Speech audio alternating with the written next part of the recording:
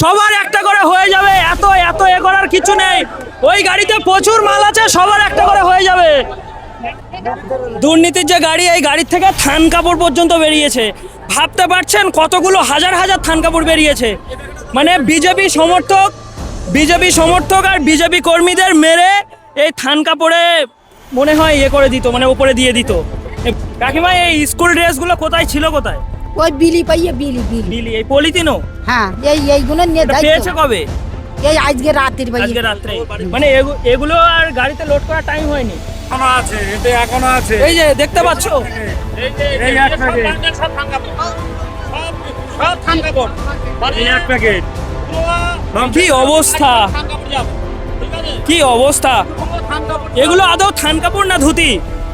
কোনো ধুতি না, প্রত্যেকটা থান কাপড়, থান, সব পুরোটা থান। কাল রাত থেকে দেবেশ মণ্ডলের দুর্নীতির দুটো গাড়ি ধরা হয়েছে।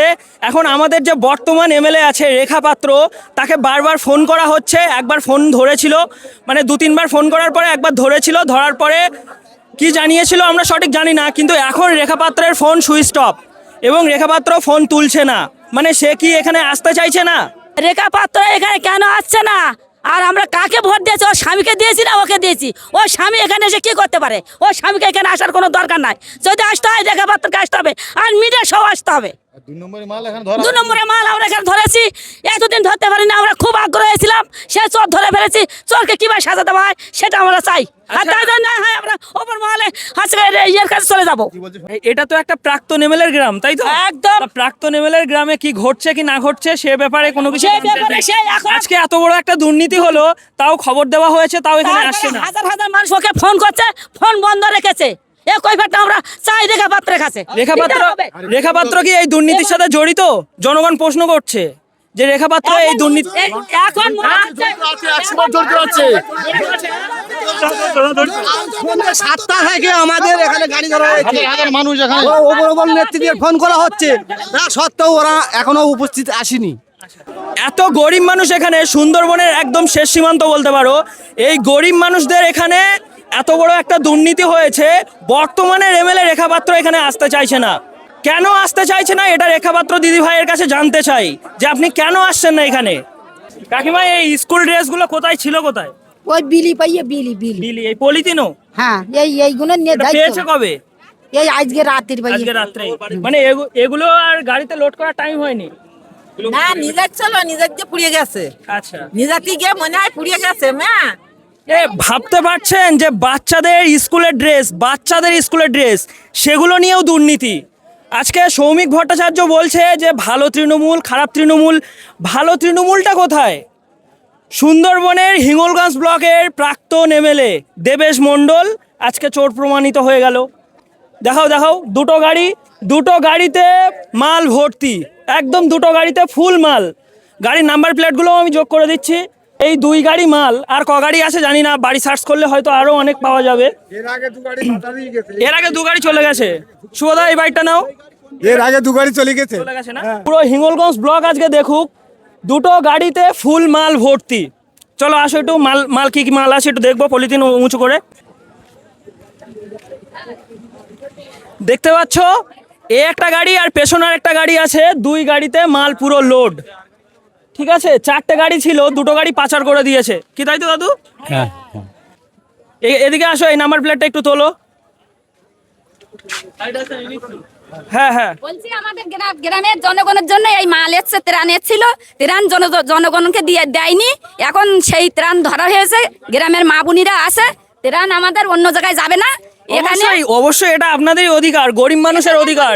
এটা সব বন্টন করা হবে, একদম গরিব মানুষের জন্য এই মালগুলো এসেছিল, আর গরিব মানুষের কাছেই বিতরণ করা হবে। এইটাই আমার প্রস্তাব। এই মালের গাড়ি ধরা হয়েছে কখন? রাত 7টা-8টার দিকে। 7টা-8টা, মানে কালকে বৃষ্টি হচ্ছিল, আমরা সবাই জানি। হ্যাঁ, তো বৃষ্টির সময় কারেন্ট অফ করে এই তার বিয়ারিশ মাল যাচ্ছে, এই মালের কোনো সংখ্যা নেই, কোনো হিসাব নেই, কোনো হিসাব নেই। এই মাল এইভাবে রাত্রেবেলা পাচার করছে, সহযোগিতা করছে হিঙ্গলগঞ্জ থানার ওসি সাহেব। এই পাচার করার জন্য সহযোগিতা করছে। সাধারণ মানুষকে কোনো মূল্য না দিয়ে বলছে লাঠি চার্জ করে আপনাদেরকে সরিয়ে দেবো, আপনাদেরকে গ্রেপ্তার করব। আমরা গ্রেপ্তার হতে রাজি, আমরা লাঠি চার্জ সহ্য করতে রাজি, তবু মাল আমরা ছাড়বো না। এটাই আমাদের পরিষ্কার ভাষা। এই আপনারা গাড়িতে সবাই কি দেখুন। মাল আছে? গাড়িতে এই কি মাল আছে? গাড়িতে দেখুন আমরা আপনারা জানি না। যারা আছেন প্রাক্তন এমএলএ দেবেশ মন্ডলের বাড়ি থেকে রাত্রির বেলা চুরি করে, এই বৃষ্টি মাথায় রাত্রির বেলা চুরি করে এই সমস্ত মাল একটা গাড়িতে দেখুন কিভাবে জনসাধারণের মাল, সাধারণের মাল কিভাবে জনসাধারণের মাল এখানে এমএলএ তার বাড়ি থেকে নিজের লোক দিয়ে চুরি করে। প্রশাসনিক অর্ডার ওনাদের আছে, কিন্তু একটা জিনিস আপনারা সাধারণ মানুষ আপনারা ভাবুন, রাত্রির বেলা প্রশাসনিক অর্ডার যদি থাকে তাহলে রাত্রির বেলা এই মাল কেন যাবে? অর্ডার অনুযায়ী মাল দিনের বেলা পৌঁছাবে, এটা আমাদের দাবি। হ্যাঁ, গাড়ির নাম্বার প্লেটটা তোলো একটু। 25C3828। এটা হচ্ছে হিঙ্গলগঞ্জ ব্লকের দেবেশ মণ্ডলের বাড়ি, মানে প্রাক্তন এমএলএ দেবেশ মণ্ডলের বাড়ির সামনে এই জনসমুদ্র। কালকে রাত্রে 7টা কি 8টার সময় 4 গাড়ি মাল ধরা হয়েছে, ত্রাণের মাল। এবার ত্রাণের মালের মধ্যে এমন এমন জিনিস আছে যেগুলো শুনলে আপনার মানে ভাবতে অবাক লাগবে যে এগুলো নিয়েও দুর্নীতি হয়। বাচ্চাদের ইউনিফর্ম পর্যন্ত ফেলে দিয়েছে, গাড়িতে ওটা লোড করা যায়নি। পলিথিনগুলো ছিঁড়ে একদম পুরো মানে ইঁদুরে কেটে শেষ করে দিয়েছে, মানে ওগুলো গরিব মানুষকে দেওয়ার সময় হয়নি। ওই গাড়িতে যে আরও কত মাল আছে, সেই আমফান ঝড় হয়ে গেছিলো মনে আছে তো, আমফানের ঝড়ের মাল এখনো পর্যন্ত গাড়িতে লোড আছে। সেগুলো গরিব মানুষকে দেওয়ার টাইম হয়নি। কত মাল গরিব মানুষের জন্য এসেছিল, কাউকে দেওয়া হয়নি, বেছে বেছে মাল দেওয়া হয়েছিল। যারা বিজেপি করে তাদের ঘরে মাল যাবে না। এবার এই যে এত জনসমুদ্র দেখতে পাচ্ছ, মানুষের রাগ ক্ষোভ এত উপচে পড়েছে যে জানি না আজকে দেবেশ মণ্ডলের খবর কি হবে। মানে এই গাড়ি নিয়ে যাওয়ার পরে যে কি খবর হবে সেটা বলতে পারছি না। ওই গাড়িতে প্রচুর মাল আছে, সবার একটা করে হয়ে যাবে। দেবেশ মণ্ডল এত বড় চোর ছিল, ছি, ভাবতেও লজ্জা লাগছে যে দেবেশ মণ্ডলের মতো ব্যক্তি এত বড় চোর ছিল। মানুষের ধৈর্যের বাঁধ ভেঙে গেছে, মানুষ নিজেদের অধিকার নিজেরা বুঝে নিচ্ছে। গরিব মানুষের সামগ্রী, গরিব মানুষের ত্রাণ তারা নিজেরাই নিয়ে নিচ্ছে, এতে আমাদের কোনো কিছু বলার নেই। তো তোমরা দেখতে পাচ্ছ যে সবাই সবার নিজেদের মাল বুঝে নিচ্ছে।